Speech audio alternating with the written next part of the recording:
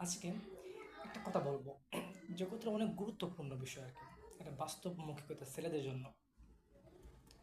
যখন ছোট্ট ছিলাম তখন একটা কথা শুনে বড় হয়েছি যে ছেলেরা কাঁদে না। এই কথাটা শুনে বড় হয়েছি, কিন্তু ছেলেরা অনেক বেশি কাঁদে। ওরা লুকিয়ে লুকিয়ে কাঁদে, চুপি চুপি করে কাঁদে। ওরা ওদের কান্নাটা বা কাঁদা কাউকে দেখাতে চায় না। ওদের কান্নার যে লড়াইটা কেউ বুঝতেও চায় না।